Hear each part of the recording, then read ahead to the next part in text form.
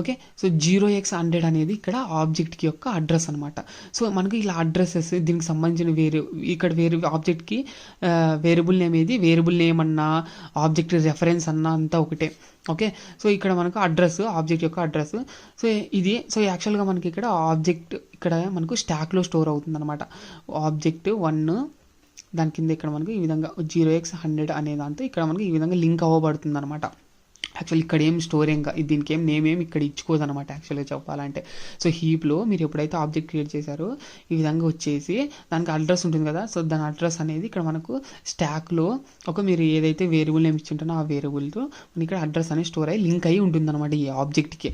అర్థమైందా ఇది? సో ఇప్పుడు మనము ఈ ఆబ్జెక్ట్లో ఏమేమి ఉంటాయంటే, సో ఈ క్లాస్కి సంబంధించి క్రియేట్ చేసాం కాబట్టి చూడండి, ఇన్స్టాన్స్ వేరియబుల్ అనేది మనకు ఆబ్జెక్ట్ లోపలే ఉంటుంది. అంటే ఇక్కడ మనకు ఎక్స్ అనే నేమ్తో అందులో మనకు 10 అనేది ఉంటుంది అనమాట. ఓకే. ఇన్స్టాన్స్ వేరియబుల్ కాబట్టి. స్టాటిక్ వేరియబుల్ నేను చెప్పాను కదా, స్టాటిక్ వేరియబుల్ అన్నీ ఎక్కడ ఉంటాయి చెప్పండి. నేను చెప్పాను డేటా సెగ్మెంట్లో అయితే ఉంటుంది. ఓకే. ఇది కోడ్ సెగ్మెంట్, డేటా సెగ్మెంట్ అనుకోండి. డేటా సెగ్మెంట్ తర్వాత స్ట్రింగ్ కాన్స్టాంట్ పూల్ అనమాట. సో డేటా సెగ్మెంట్లో మనకి ఇక్కడైతే స్టోర్ అవుతుంది. వైకి 20 అయితే అసైన్ అవుతుంది. ఓకే. సో ఇది నెక్స్ట్ ఏముంది, మెథడ్ అనేది ఉంది కదా. సో ఈ మెథడ్ అనేది ఇందులోనే ఆబ్జెక్ట్లోనే స్టోర్ అవుతుంది. ఆ మెథడ్ ఏంటిది, public void next M of ఈ విధంగా ఇంటూ బి అంది కదా. సో దాని లోపల మళ్ళీ ఈ విధంగా into Z is equals to 30 అనేది ఉంది. అది లోకల్ వేరియబుల్ అనేది ఎక్కడ స్టోర్ అవుతుందని చెప్పాను. లోకల్ వేరియబుల్ అనేది స్టాక్లో స్టోర్ అవుతుంది కాబట్టి సో జెడ్కి మనకు ఈ విధంగా ఓకే ఎంత 30 వాల్యూ అనేది స్టోర్ అవుతుంది లోకల్ వేరియబుల్లో. ఇక్కడ ఏబి అనేది కూడా లోకల్ వేరియబుల్ కాబట్టి ఇక్కడ స్టాక్లోనే ఏలో వేరియబుల్, బికి సంబంధించిన వేరియబుల్, ఈ విధంగా మెమోరీ అలొకేషన్ అనేది జరుగుతుంది. అర్థమైంది కదా. ఇది అనమాట. మనకి ఇందులో ఏదైనా ప్రింటింగ్ స్టేట్మెంట్స్ ఉన్న అవన్నీ మనకి ఇక్కడ కోడ్ సెగ్మెంట్లో లాజిక్ అయితే స్టోర్ అవుతుంది. అర్థమైంది కదా. సో ఇది అనమాట. ఈ విధంగా అయితే ఉంది. ఇప్పుడు ఈ విధంగా ఉంది కాబట్టి ఇది ఆబ్జెక్ట్ అనేది ఈ విధంగా మెమోరీ అనేది అలొకేషన్ జరగబడుతుంది ర్యామ్లో. ఇది ఇంపార్టెంట్. ఎప్పుడైనా మీరు ఆబ్జెక్ట్ క్రియేట్ చేస్తే ఇది జరుగుతుంది అనమాట. ఓకే.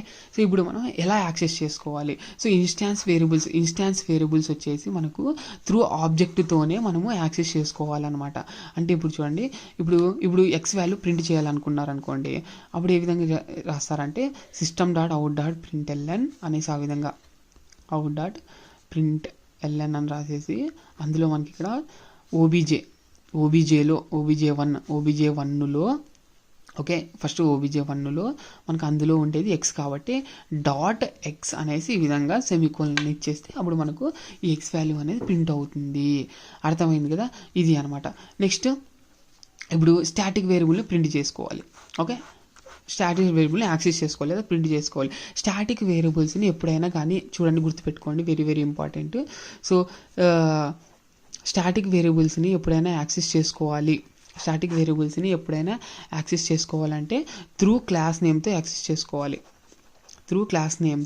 డైరెక్ట్గా యాక్సెస్ చేసుకోవాలి. ఎందుకంటే మనకి ఇక్కడ గ్లోబల్ వేరియబుల్గా యాక్ట్ అవుతుంది అనమాట. అది అంటే ఇక్కడ మనకు డేటా సెగ్మెంట్లో యాక్ట్ అవుతుందంటే ఎప్పుడైతే ఈ క్లాస్ అనేది లోడ్ అవుతుందో, ఎప్పుడైతే మనకు ఎగ్జిక్యూట్ చేసినప్పుడు క్లాస్ లోడర్ అనేది లోడ్ చేస్తుంది. సో అప్పుడు మనకు లోడ్ చేసేటప్పుడే మనకు డేటా సెగ్మెంట్లో అయితే వెళ్ళిపోతుంది అనమాట.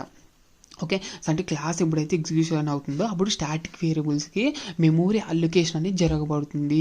ఇన్స్టాన్స్ వేరియబుల్స్కి మెమోరీ అనేది అలొకేట్ చేయబడుతుంది. ఎప్పుడైతే ఆబ్జెక్ట్ క్రియేట్ చేస్తారో అప్పుడే మనకు ఇన్స్టాన్స్ వేరియబుల్కి అయితే అప్పుడు మనకు మెమోరీ అనేది అలొకేషన్ జరగబడుతుంది. ఓకే. సో ఇది అనమాట. మనకు స్టాటిక్ వేరియబుల్స్ ముందుగానే మెమోరీ అనేది అలొకేషన్ అవ్వబడుతుంది అనమాట. ఓకే. ఇది ఇప్పుడు స్టాటిక్ వేరియబుల్ని యాక్సెస్ చేసుకోవాలంటే డైరెక్ట్ క్లాస్ నేమ్ ఏదైతే ఉందో A.y అంటే అయిపోతుంది అనమాట. ఓకే. ఇంకోటి ప్రింటింగ్ స్టేట్మెంట్ system.out.println అంతా సేమ్గా రాయండి. సో ఇక్కడ మనకు ఆబ్జెక్ట్తో యాక్సెస్ చేసుకోకూడదు. స్టాటిక్ వేరియబుల్స్ డైరెక్ట్ క్లాస్ నేమ్తోనే యాక్సెస్ చేసుకోవాలి. Okay. So A.y okay semicolon ఇచ్చినారంటే ప్రింట్ అయిపోతుంది, అంతే అనమాట. ఓకే. ఇక్కడ ఏం డబుల్ కోట్స్ పెట్టద్దండి. డబుల్ కోట్స్ పెడితే అది ఏమవుతుంది, స్ట్రింగ్ అవుతుంది అనమాట. అంటే ప్రింట్ ఏదైతే ప్రింట్ చేయాలో అదే అవుతుంది అనమాట. మీకు ఇక్కడ వేరియబుల్స్ కాబట్టి మీరు డబుల్ కోట్స్ పెట్టకూడదు. ఓకే. ఇది ఒకటి.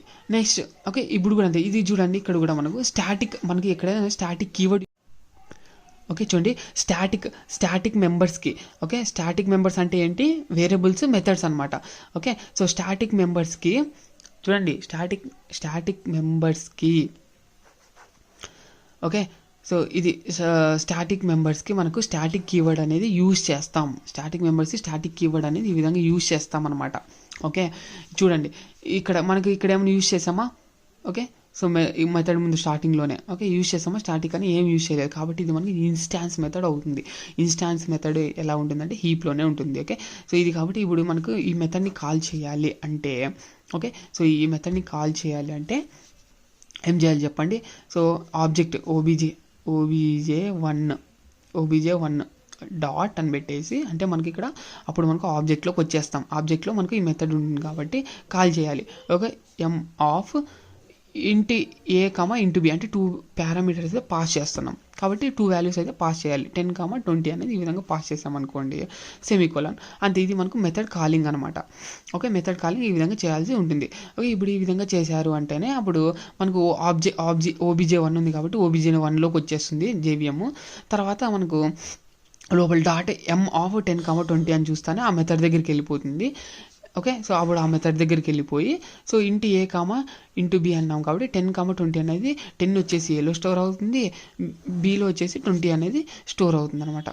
ఓకే, సో అంటే ఏలో 10 స్టోర్ అవుతుంది, బీలో 20 అనేది స్టోర్ అవుతుంది. అంటే అక్కడ లోకల్ వేరియబుల్స్లో 10 ఇక్కడ 20 అనేది స్టోర్ అవుతుంది అనమాట. స్టోర్ అయిపోయిన తర్వాత మనకు లోపల వచ్చేసి ఎగ్జిక్యూషన్ అనేది స్టార్ట్ అవుతుంది. అర్థమైంది? అప్పుడు మనకి ఎప్పుడైతే ఎగ్జిక్యూషన్ స్టార్ట్ అవుతుందో అప్పుడు మనకు అలొకేషన్ అనేది జరుగుకుంటే వెళ్ళిపోతుంది. ఇది తర్వాత ఎగ్జిక్యూట్ అనేది జరుగుతుంది. మన లోపల ఏ కోడ్ రాసింటే ఆ కోడ్ అనేది ఎగ్జిక్యూట్ అవుతుంది. ఇక్కడ ప్రింటింగ్ స్టేట్మెంట్ రాసింటే ప్రింటింగ్ స్టేట్మెంట్స్ అవన్నీ ఎగ్జిక్యూట్ అయితే అవుతాయి. ఇది మనకు ఓకే. ఇప్పుడు చూడండి, ఇప్పుడు మనకు మెయిన్ మెథడ్ ఉంది, public static void main of string args అని ఈ విధంగా ఉంది. అంటే ఇక్కడ చూడండి, ఇక్కడ స్టాటిక్ కీవర్డ్ ఉందా? సో స్టాటిక్ కీవర్డ్ అంటే ఇక్కడ మనకు మెయిన్ మెథడ్ కూడా స్టాటిక్ మెంబరే. అర్థమైందా? అంటే ఇప్పుడు మనకు JVM అనేది యాక్సెస్ చేసుకోవాలి కదా. సో ఫస్ట్ ఎగ్జిక్యూషన్ అనేది JVM ఎక్కడి నుంచి స్టార్ట్ అవుతుంది అంటే మెయిన్ మెథడ్ నుంచి స్టార్ట్ అవుతుంది. ఓకే, సో మెయిన్ మెథడ్ కూడా అది మనకు ఒక స్టాటిక్ మెంబర్. అంటే ఇక్కడ మీరు ఏం అర్థం చేసుకోవాలి? సో స్టాటిక్ మెంబర్ అనేది ఎప్పుడైతే మనకు క్లాస్ లోడ్ అవుతుందో అప్పుడే దానికి మెమోరీ అలికేషన్ అనేది జరగబడుతుంది. ఓకే, సో మన స్టాటిక్ మెథడ్ నుంచి ఇక్కడ మనకు ఎగ్జిక్యూషన్ అనేది స్టార్ట్ అవుతుంది. అర్థమైందా? సో ఇది పబ్లిక్ కీవర్డ్ ఎందుకు అంటే మనకు JVM యాక్సెస్ చేసుకోవడానికి దీన్ని. అర్థమైందా?